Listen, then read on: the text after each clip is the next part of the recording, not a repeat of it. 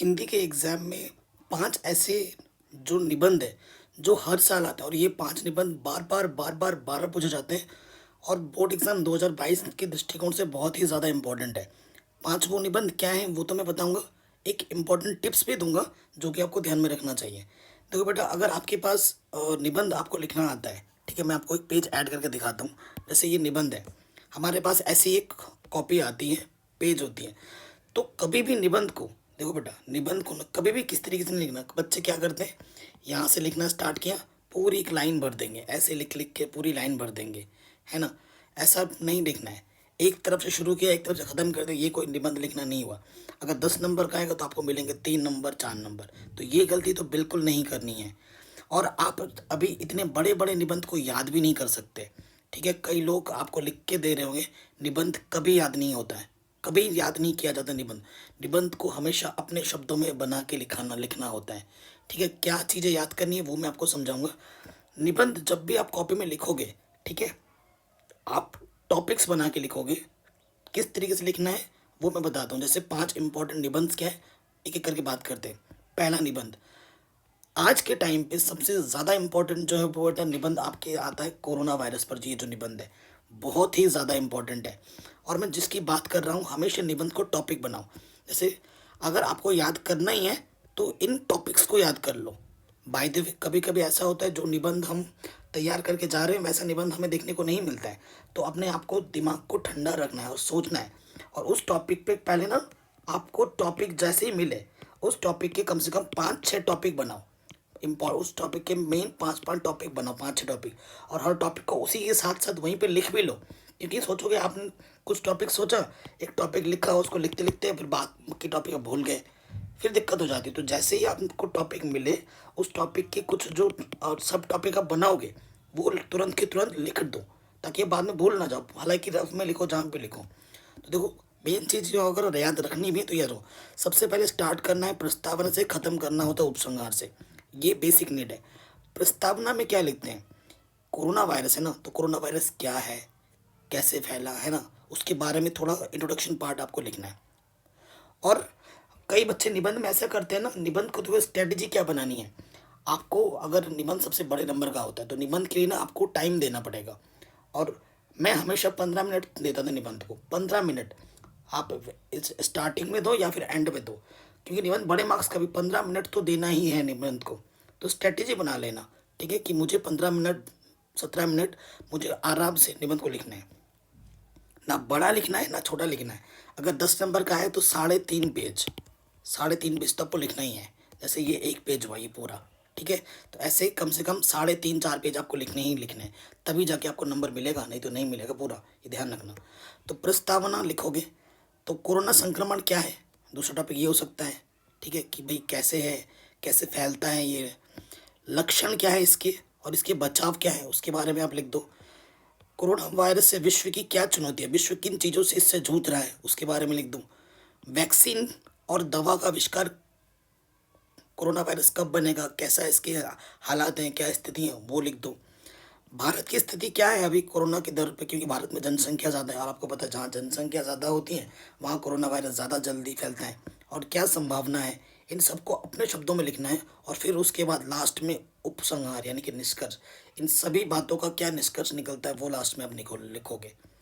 तो टेंशन मत लो, ये तो चीज़ तो बेटा, ये चीज़ अपने आप बना के लिख सकते हो अगर टॉपिक्स पता है।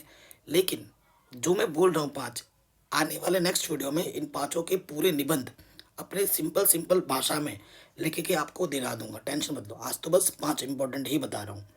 नंबर 2, पर्यावरण प्रदूषण बहुत ज़्यादा आता है यार, मैं खुद दे दे के थक चुका हूँ। 9th में, 10th में, 11th 12th हर साल आता था। प्रस्तावना मतलब उसके बारे में लिखना है कि पर्यावरण प्रदूषण क्या है, उसका क्या मतलब है, क्या अर्थ है, प्रदूषण के क्या कारण है, पर्यावरण प्रदूषण क्यों फैल रहा है, क्यों हो रहा है, पर्यावरण प्रदूषण कितने प्रकार होते हैं, जैसे वायु प्रदूषण, जल प्रदूषण, मृदा प्रदूषण, ध्वनि प्रदूषण, इन सबको लिख के फिर उनके बारे में भी लिख दो, ठीक है। पर्यावरण प्रदूषण का निवारण, किस तरीके से इसको हम कम कर सकते हैं, ठीक है, एकदम से तो नहीं हो सकता लेकिन कम कर सकते हैं। पर्यावरण प्रदूषण की आवश्यकता मतलब निवारण की आवश्यकता, ये लिख सकते हो, ठीक है। पर्यावरण प्रदूषण की आवश्यकता नहीं, पर्यावरण प्रदूषण के निवारण की आवश्यकता है, ये लिख दो। और लास्ट में इसका निष्कर्ष, ठीक है। इसका उपसंहार मतलब निष्कर्ष, इन सभी चीज़ों से आपको क्या निष्कर्ष निकल रहा है वो ज़रूर लिखना है, ठीक है। योगासन, स्वास्थ्य, देखो आजकल स्वस्थ रहना बहुत ज़रूरी है। स्वस्थ रहोगे तो कोरोना वायरस या दूसरी जो भी बीमारियां वो आपसे दूर रहेंगी। तो योगासन में क्या है, इसका अर्थ देखो कि योगासन क्या होता है, ठीक है। प्रस्तावना में लिख दो इसमें, योगासन और खेल, लोग खेल को भी योगासन समझते हैं।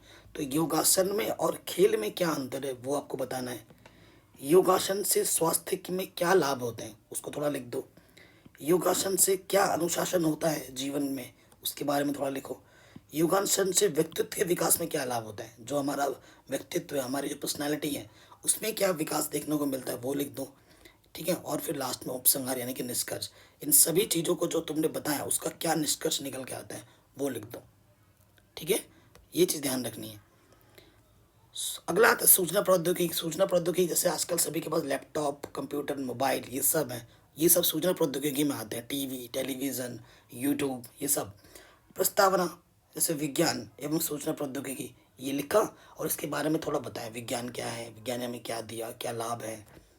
कंप्यूटर एक वरदान, कंप्यूटर जो बेटा एक वरदान है हमारे लिए। कंप्यूटर आने के बाद कितनी चीज़ें बदल गई हमारे लाइफ में, ठीक है। हर चीज़ हम आसानी से कर पा रहे हैं। इंटरनेट ने क्या दिया उसके साथ साथ समाज में इसकी आवश्यकता क्या है, सामाजिक आवश्यकता क्या है इसकी वो लिख दो। जनजीवन पर इसका क्या प्रभाव पड़ रहा है वो लिख दो। और लास्ट में इसका उपसंहार लिख दो। ये जो मेन मेन टॉपिक ही मैंने लिखे हैं, इन टॉपिक्स पे लिखोगे ना तो एक एक पेज भर दोगे आप आराम से, ठीक है। अगला जो टॉपिक है वो है भारत की बढ़ती जनसंख्या या फिर जनसंख्या वृद्धि का संकट, ठीक है। तो ये भी बहुत बार आता है। प्रस्तावना में क्या लिख सकते हो, बढ़ती जनसंख्या क्या है, क्या इसके दुष्परिणाम है। चिंताजनक जनसंख्या वृद्धि और संसाधनों की कमी, जनसंख्या जितनी ज़्यादा हो रही है उन चीज़ों को ध्यान में रखते हुए संसाधन उतने ही कम हो रहे उसके बारे में थोड़ा लिखो। एक डेढ़ पेज आप आराम से लिख सकते हो अपने शब्दों में। जनसंख्या वृद्धि के क्या कारण है, क्यों जनसंख्या इतनी बढ़ रही है वो लिख दो। भारत में जनसंख्या वृद्धि से क्या समस्याएं उत्पन्न हो रही हैं वो लिख दो। जनसंख्या वृद्धि पर नियंत्रण एवं उपाय, कि इस पर हम कैसे नियंत्रण पा सकते हैं, किसके क्या उपाय हो सकते हैं वो लिख दो डेढ़ पेज में। और फिर इन सभी चीज़ों से आपको क्या निष्कर्ष मिल रहा है वो लास्ट में लिख दो, ठीक है। तो प्रस्तावना और निष्कर्ष तो एंड करना ही करना है। तो ये 5 मोस्ट इम्पॉर्टेंट निबंध हैं जो कि आने के चांसेस है, इनको तो प्रिपेयर करके ही जाना है बोर्ड एग्जाम में, ठीक है। और 24 मार्च को ये में से एक आएगा, ये मेरी पूरी पूरी गारंटी है। और इनका पूरा डिटेल में नेक्स्ट वीडियो में मैं करवा दूंगा। अगर वीडियो पसंद आई हो तो प्लीज़ इसे लाइक करो, शेयर करो, डिस्क्रिप्शन को ज़रूर चेक करो। विज्ञान, गणित ऑलरेडी सब बढ़ा रखा है, लिंक्स मिल जाएगी डिस्क्रिप्शन।